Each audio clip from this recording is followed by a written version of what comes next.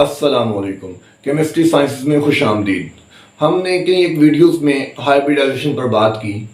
एक सवाल अभी भी पूछा जा रहा है कि हाइब्रिडाइजेशन क्यों ज़रूरी है, तो इसको समझने की कोशिश करते हैं।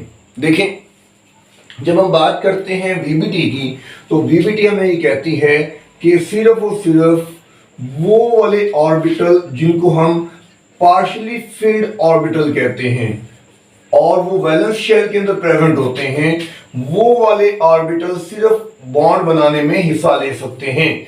उसके अलावा जो दूसरे ऑर्बिटल्स हैं जो कि फुली फिल्ड होते हैं या एम्प्टी ऑर्बिटल होते हैं, वो बॉन्ड बनाने में हिस्सा नहीं लेते। जब वीबीटी का ये कॉन्सेप्ट हम डिफरेंट एलिमेंट्स पर अप्लाई करते हैं तो हम देखते हैं कि वो कॉन्सेप्ट वैलेंसी को एक्सप्लेन करने में नाकाम रहता है। कैसे? अब शुरू करें बेरिलियम से। तो बेरिलियम के अंदर 4 इलेक्ट्रॉन है, कॉन्फ़िगरेशन क्या होगी? 1s2 2s2। सो इसके अकॉर्डिंगली तो बेरिलियम को बॉन्ड ही नहीं करना चाहिए, क्योंकि बेरिलियम के वैलेंस शेल में कोई भी पार्शियली फिल्ड ऑर्बिटल मौजूद नहीं है। इसी तरह से अगर आप बात करें बोरान की, जिसमें 5 इलेक्ट्रॉन है, तो ये क्या आ जाएगा? 1s2 2s2 2px1, 2py 0 है और 2pz भी 0 है।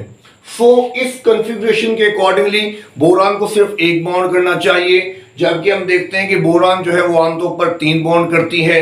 अच्छा, कार्बन को देखेंगे। कार्बन तो बहुत ही इंपॉर्टेंट एलिमेंट है।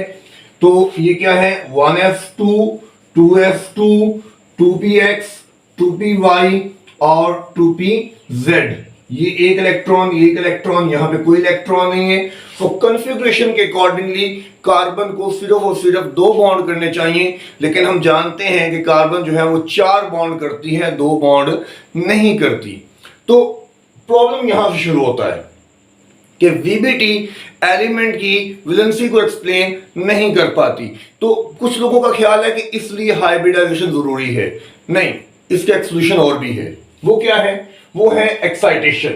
अगर हम इन एलिमेंट्स को एक्साइटेड स्टेट में ले जाएं, एक्साइटेड स्टेट के अंदर ले जाएं, जैसे नोट करें यहां पे 2px 2py और 2pz, सेकंड शेल के अंदर x ऑर्बिटल s ऑर्बिटल भी अवेलेबल होता है और p ऑर्बिटल भी अवेलेबल होता है।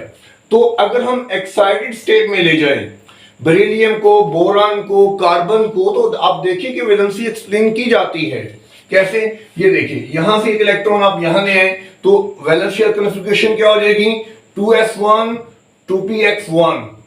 यहां से एक इलेक्ट्रॉन यहां ले जाएं तो वैलेंस शेल कॉन्फ़िगरेशन आ जाएगी 2s1 2px1 2py1। अच्छा, अगर यहां से एक इलेक्ट्रॉन यहां ले जाया जाए तो ये क्या बन जाएगा? ये बन जाएगा 2s1 2px1 2py1 2pz1। तो देखें, समझने की कोशिश करें। हाइब्रिडाइजेशन वैलेंसी को एक्सप्लेन करने के लिए जरूरी नहीं है, क्योंकि वैलेंसी सिर्फ और सिर्फ एक्साइटेड स्टेट की मदद से कंफर्म हो जाती है, हम बना लेते हैं। जैसे यहां पे आप देख रहे हैं कि अब ये 2 इलेक्ट्रॉन अवेलेबल हैं, अनपेयर इलेक्ट्रॉन अवेलेबल हैं, तो बेरिलियम जो है 2 बॉन्ड कर सकती है और वो करती भी 2 बॉन्ड है। सिमिलरली बोरान, वो 3 इलेक्ट्रॉन अवेलेबल है तो वो 3 बॉन्ड करेगी और करती भी है। कार्बन 4 इलेक्ट्रॉन अवेलेबल हो चुके हैं तो ये 4 बॉन्ड कर लेगी। तो हाइब्रिडाइजेशन वैलेंसी को एक्सप्लेन करने के लिए काफी नहीं है।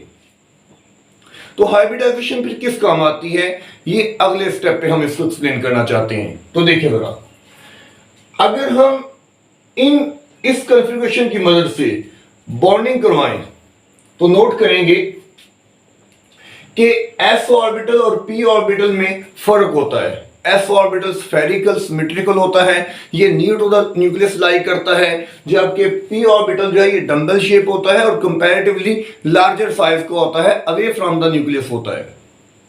नाउ अगर बेरिलियम अपने इन्हीं दोनों ऑर्बिटल को बॉन्ड बनाने में इस्तेमाल कर ले तो क्या होगा?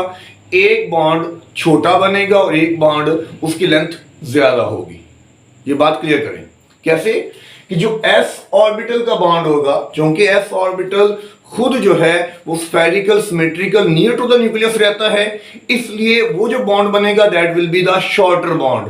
और p orbital comparatively away from the nucleus रहेगा, लिहाजा उससे जो बॉन्ड बनेगा that will be a longer bond, वो कंपैरेटिवली लंबा होगा उस बॉन्ड से जो कि s ऑर्बिटल ने बनाया हुआ है।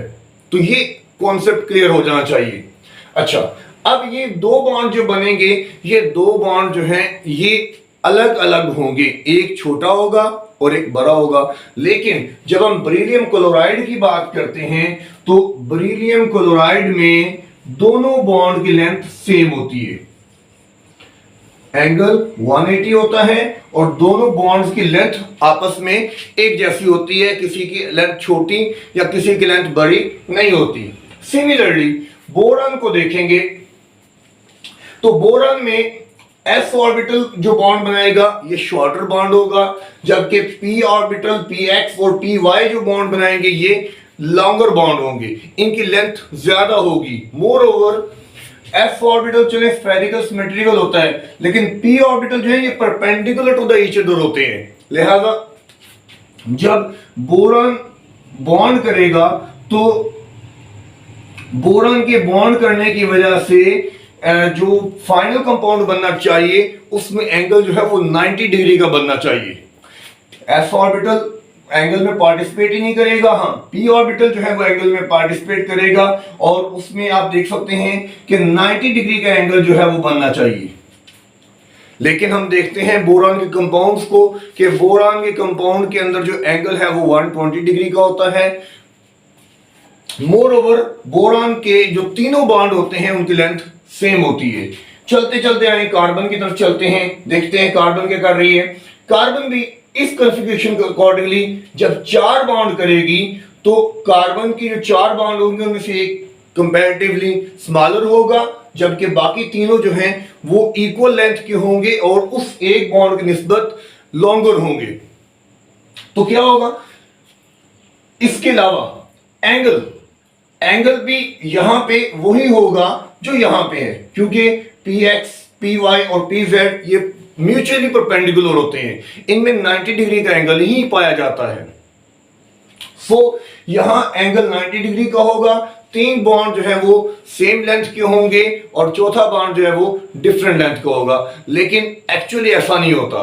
कार्बन के बारे में हम बहुत ज्यादा स्टडी कर चुके हैं और कार्बन के बारे में हम जानते हैं कि ये अगर 4 बॉन्ड करती है और सिंगल बॉन्ड करती है, कार्बन कार्बन बॉन्ड की अगर हम बात करते रहें तो वो तमाम बॉन्ड जो है वो सेम लेंथ के होते हैं और उनमें एंगल जो है वो 109.5 डिग्री होता है।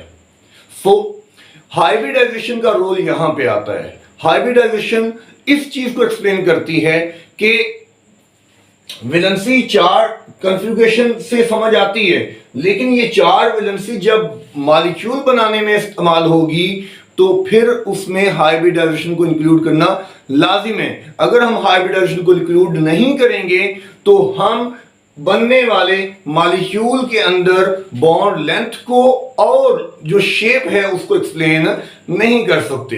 एक लफ्ज बोलता हूं, आप इस लफ्ज को याद रख सकते हैं, इक्विवेलेंसी। ये इक्विवेलेंसी के लिए लाजमी है। इक्विवेलेंसी का क्या मतलब है कि तमाम बॉन्ड जो है वो सेम लेंथ के होते हैं, तमाम बॉन्ड सेम लेंथ के होते हैं। Hybridisation is necessary to explain equivalency of an element. किसी एलिमेंट के तमाम बॉन्ड लेंथ जो आमतौर पर जब वो एक बॉन्ड कर एक मॉलिक्यूल बना रहा होता है तो वो तमाम सेम लेंथ के होते हैं, वो उस चीज को ये एक्सप्लेन करती है, ना कि सिर्फ वैलेंसी को। वैलेंसी तो एक्साइटेड स्टेट बनाने से एक्सप्लेन हो जाती है। तो ये कॉन्सेप्ट जो है अब बहुत ज्यादा जो है वो क्लियर हो जाना चाहिए, और अगर फिर भी इसमें कोई कंफ्यूजन बाकी रहती है तो आप कमेंट सेक्शन में इसके बारे में बता सकते हैं। अल्लाह हाफिज।